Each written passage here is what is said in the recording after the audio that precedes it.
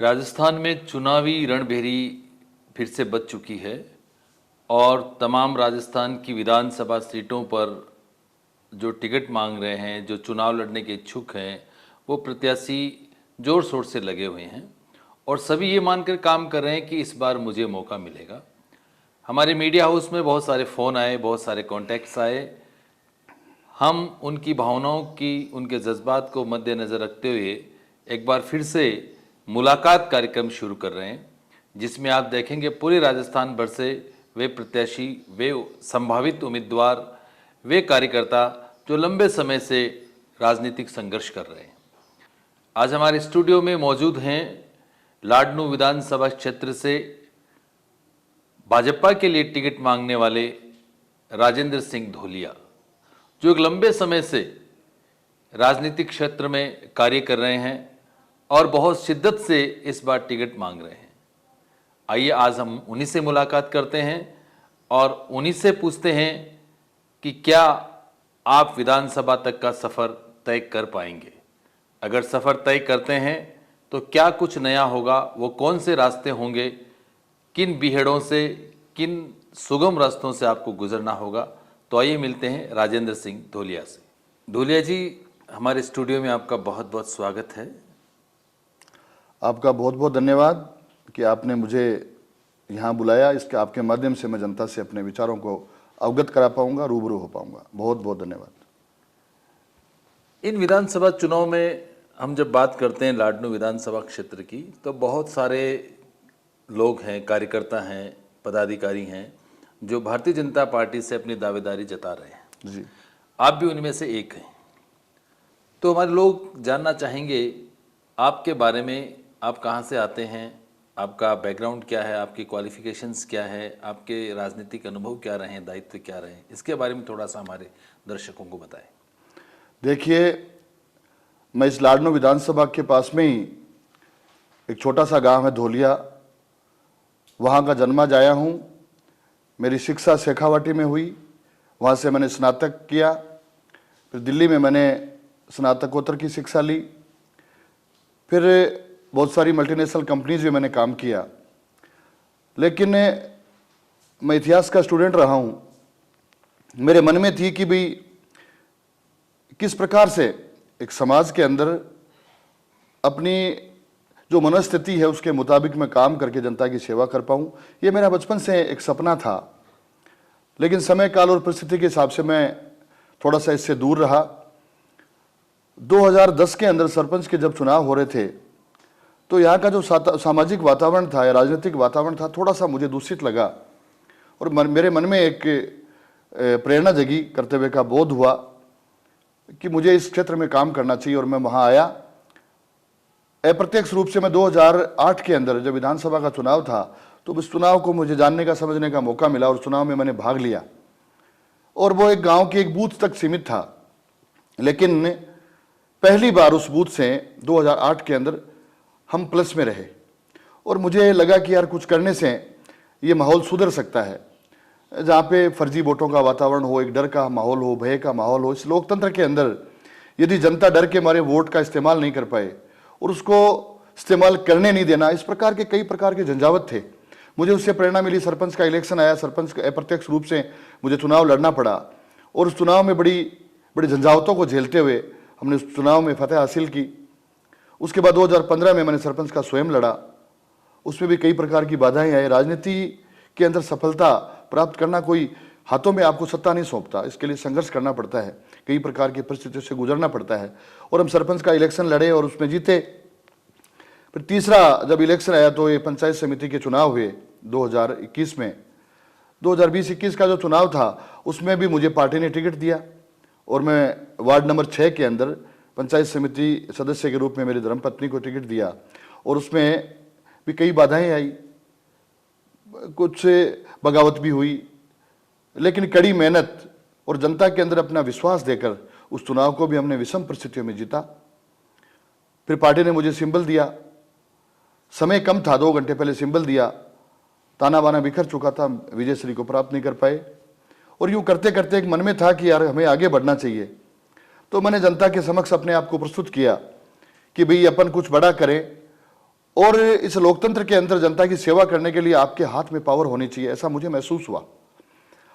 बहुत सारे तरीके हैं समाज के अंदर समाज की सेवा करने के, लेकिन राजनीति के माध्यम से आप यदि जनता की सेवा करना चाहते हो तो एक सुगमता रहती है, लेकिन यहां तक वो सुगमता प्राप्त करने के लिए या उस स्तर तक जाने के लिए आपको कड़ा संघर्ष करना पड़ता है। मैंने अपने आप को 2021 के बाद में लाडनू की जनता के समक्ष प्रस्तुत किया, और प्रस्तुत करने के बाद मैं शुक्रगुजार हूं कि 36 कौम के लोगों का मुझे स्नेह मिला। आजकल एक शंकर जी सरपंच का इलेक्शन होता है तो गांव के अंदर लोग स्वीकार नहीं करते।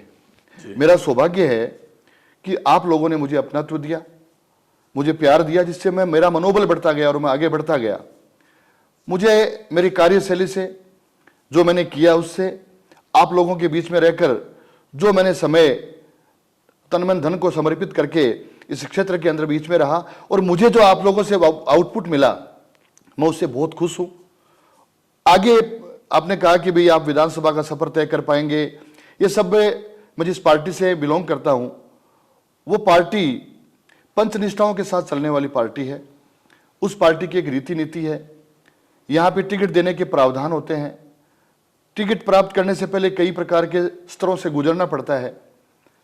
वो सब पार्टी के मानक हैं, उन मानकों पे मैं खरा उतरता हूं, और पार्टी को लगता है कि मैं पार्टी के लिए यहां विजेता साबित हो सकता हूं। मैं उन सब मानकों पे खरा उतरते हुए पार्टी की इस सीट को पार्टी की झोली में, यहां से विजयश्री लेके पार्टी की झोली में यदि डालता हूं, इस लायक मुझे पार्टी समझे तो ही मुझे सिंबल देवे, वरना मेरा निवेदन रहेगा मेरे संगठन से कि मेरे से अच्छा कोई कैंडिडेट हो जो यहां से जीत के पार्टी की झोली में एक सीट को बढ़ा सके, उसको देवें। मेरी यदि कार्य क्षमता से या मेरी कार्य कुशलता से, मेरी कार्य प्रणाली से पार्टी संतुष्ट नहीं और मैं मानकों पे खरा नहीं उतरता तो मुझे टिकट ना दे, ऐसा मेरा आपके प्रति पूरी तरह कॉन्फिडेंट है। मैं पूरी तरह कॉन्फिडेंट हूं मेरी कार्यशैली से। मैंने पार्टी के लिए 36 कौम के बीच में जाकर, सर्व समाज के बीच के जाकर काम किया है। मैंने पार्टी के संगठन में मुझे जो जिम्मेदारी मिली उन जिम्मेदारियों का मैंने ईमानदारी से निर्वहन किया है। मैंने व्यक्तिगत तौर पे, हमारे विधानसभा के अंदर 235 बूथ है, 2,62,533 वोटर्स हैं। मैंने अभी 1 महीने पहले अपना एक खुद के विवेक से 204 बूथों पे मैंने पार्टी की जातिवार जनगणना करके उन बूथों पे अपने वॉलेंटियर्स तैयार करके उनकी लिस्ट, मेरे पास डाटा, पूरा डाटा तैयार है कि किस प्रकार से यदि पार्टी मुझे देती है तो कहां से कौन बंदा हमारा एजेंट रहेगा, कहां से कौन बंदा हमारे वोटर्स को यहां तक लाएगा, कौन बंदा वहां पे कैंपेनिंग करेगा। इस प्रकार के वैसे हमारी पार्टी का बूथ संकल्प का, जो बूथ विजय का संकल्प लेकर हमारी पार्टी आगे बढ़ रही है, तो एक अभियान भी चल रहा है। उसी के पहले मैं थोड़ा पहले शुरू हो गया था। आपने पूरी तैयारी कर रखी है? मैंने पूरी तैयारी कर रखी है, इसमें कोई मुगालता नहीं। जी जी धुरिया जी, आज की राजनीति में अगर सबसे बड़ी कोई योग्यता है और ये कड़वी सच्चाई है तो वो जाति है। जिस जाति के जितने वोट होते हैं उसको उतनी टिकट दी जाती है और जाति के आधार पर ही कैंडिडेट तय किया जाता है। तो लाडनू विधानसभा में आप इस जाति की कसौटी पे कितना फिट बैठते हैं? देखिए शंकर जी, आपने जो जाति की बात करी उसमें सच्चाई भी है कि आज पार्टियां भी जाति को देख के टिकटें को वितरण करती है, लेकिन मैं इन चीजों को नहीं मानता। ये राजस्थान की धरती, मीरा की धरती है, जहां पे संत रविदास को गुरु बना के उन्होंने अपनी भक्ति की पराकाष्ठा स्थापित की। ये भगवान राम की धरती है जिन्होंने सबरी के बेर खाए।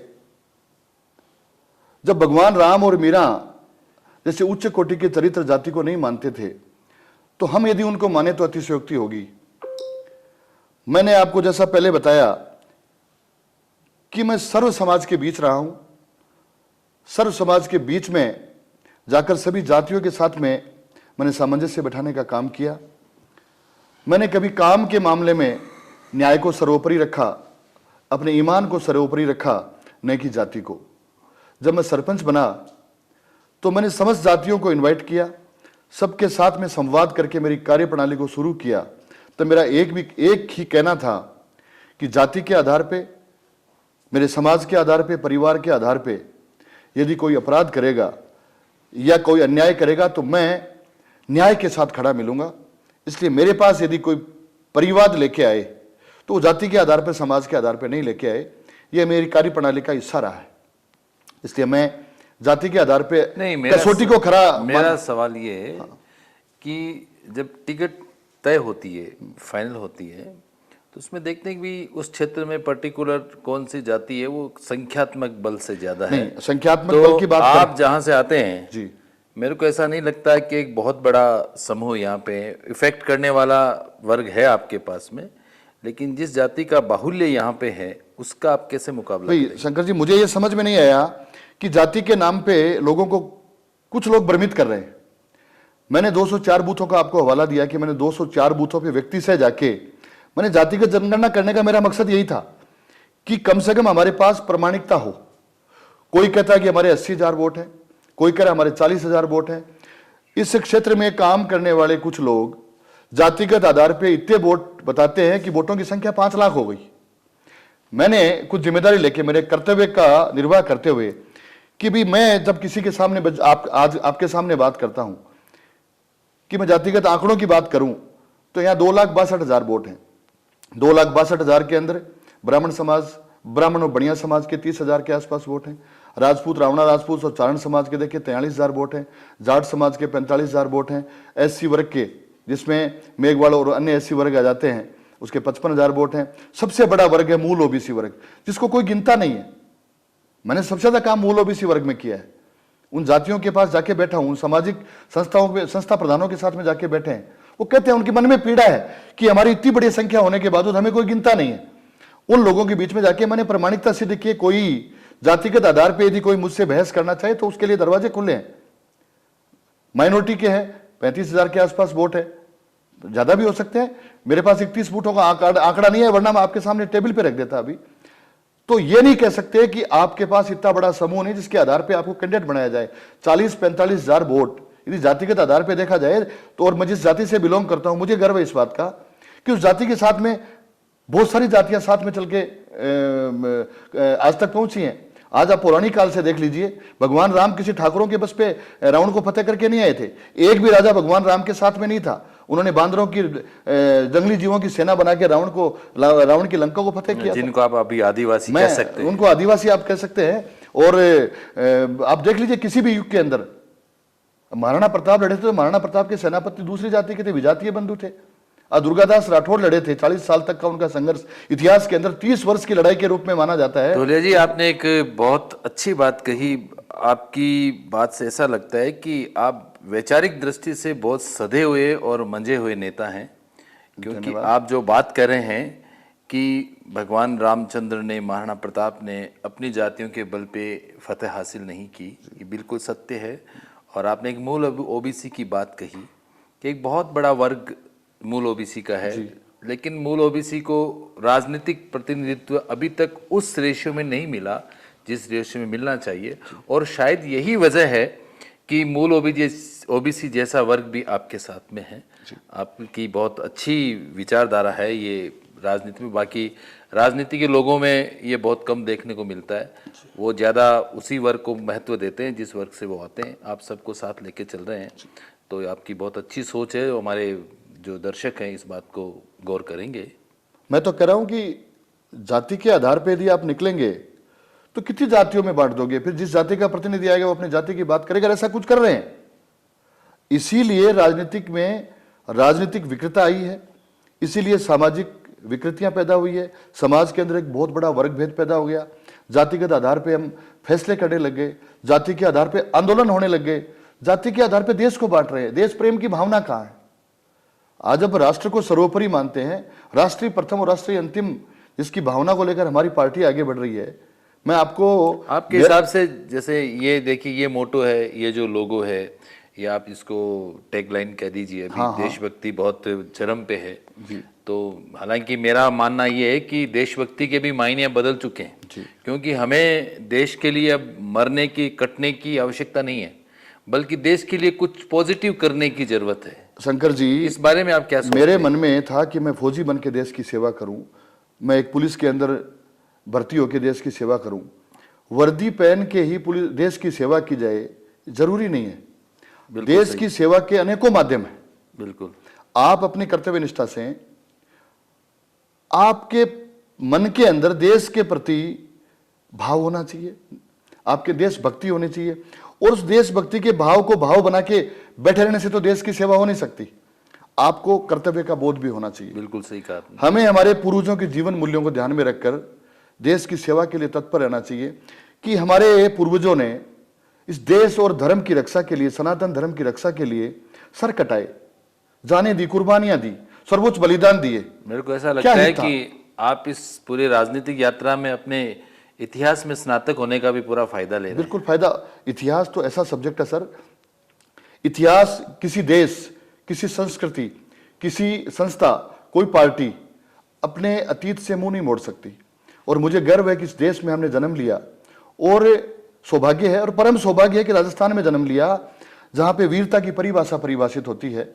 यहाँ के कण कण में आपको उस खून की खुशबू आएगी जिन्होंने अपने इस देश और धर्म की रक्षा के लिए इस धरती को सींचा हो। बहुत बड़ा सौभाग्य की बात है। यहाँ पे आप गांव गांव में जाइए, देवड़िए देवरे आपको मिलेंगे जहां से प्रेरणा मिलती है।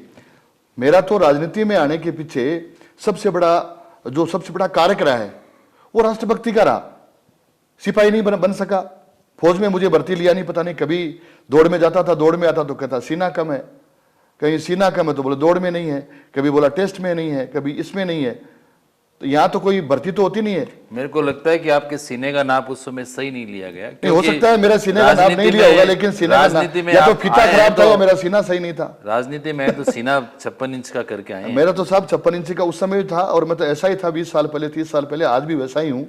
और बात ये नहीं सर, बात ये है कि आपके अंदर आपके जज्बे को पहचानना चाहिए। आज साक्षात्कार होते हैं, आप फिजिकल करियर रिटन टेस्ट ले लिया, पढ़ा लिखा आदमी बुद्धिमान हो जरूरी तो नहीं है। आपको सामने वाले का आईक्यू भी देखना चाहिए कि अगले के अंदर वार्तालाप, जब आप साक्षात्कार लेते हैं, साक्षात्कार का मतलब क्या होता है? साक्षात्कार से मैं अपनी भावनाओं को आपके सामने प्रकट कर रहा हूं और मेरी भावनाओं को आप समझ नहीं पा रहे हैं, तो फिर काहे का साक्षात्कार है? रखना ही नहीं चाहिए। ठीक बात। तो इस तरह का भाव था।